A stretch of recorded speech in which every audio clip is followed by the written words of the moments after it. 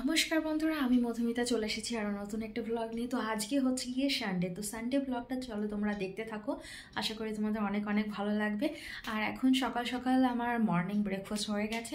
তো এখন আমি একটুখানি ভাত ভাজা করবো, বাঙালি যেটা বলে ভাত ভাজা। তো সমস্ত রকমের সবজি টবজি সব কিছু দিয়ে আমি এখন একটা ভাত ভাজা করব। তো সেটা সকালবেলা খেয়ে নেবো। তো খাওয়া দাওয়ার পরে আমার হাজব্যান্ড চলে গেছে এখন বাজারে, তো সেখান থেকে কিছু বাজার টাজার করে নিয়ে চলে আসবে। আজকে হবে চিকেন, তো সেই জন্য ওইসব আনতে গেছে আর আমি এদিকে রেডি করছি। তো চলো তোমরা পুরো ভ্লগটা দেখতে থাকো, আশা করি তোমাদের অনেক অনেক ভালো লাগবে। তো এবার আমি আমার জহর কোট পরে নিলাম। তো কোট শুট পরে এখন আমি রেডি হয়ে নিচ্ছি, এবার রান্নায় নামতে হবে। তো সকাল থেকে এই সব রান্নার ব্যস্ততা থাকে। তো এই যে আমি গাজর টাজর সবজি যা আছে এগুলো কেটে নেব, কারণ ভাত ভাজা করব। তো তার মধ্যে এইসব সবজিগুলো দিলে বেশ ভালোই হয় আর একটুখানি পরিমাণেও বেড়ে যায়। তো এখন আমি সব সবজিগুলো টুকটুক করে কেটে নেব, আর এদিকে আমি সব রেডি করে রাখছি। ও ততক্ষণে আসুক, আস্তে আস্তে আমার মোটামুটি রেডি হয়ে যাবে, কারণ অনেক কিছু বাজার করা রয়েছে। তো সেগুলো বাজার করতে করতে আমার মোটামুটি রেডি হয়ে যাবে।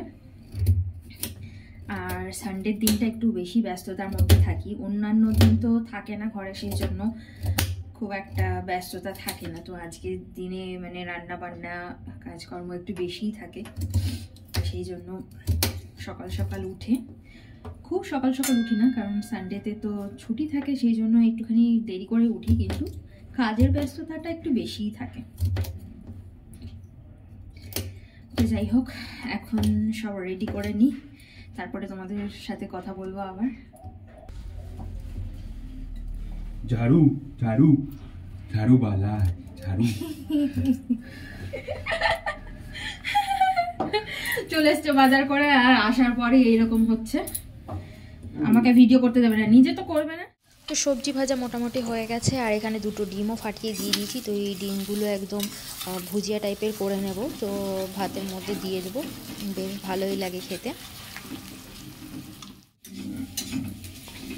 এখানে আমি আমার রান্না বান্না করছি। তো আমাদের এই ব্রেকফাস্টের জন্য এই ভাতটা আমি তৈরি করে ফেলেছি, আর এদিকে ও কাজ করছে, ওর একটুখানি কাজ রয়েছে, তো সেগুলো বসে বসে করছে। তো আমার রেডি হয়ে গেছে, তো ওই জন্য বেড়ে দিয়ে দিলাম।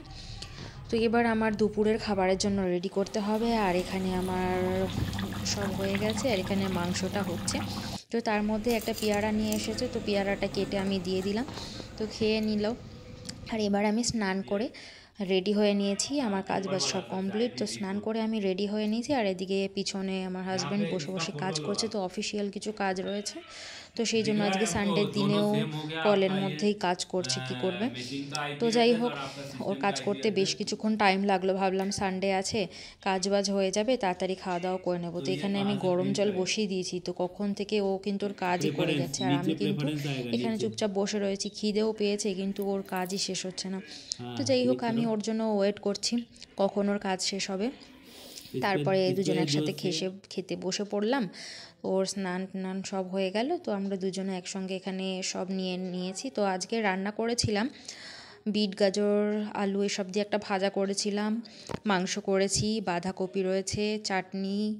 তো এইসবগুলো আজকে রান্না করলাম। তো খাওয়া দাওয়ার পরে একটু রেস্ট নিয়ে এখন আমরা সন্ধেবেলা বেরিয়ে যাব একটু মার্কেটের দিকে।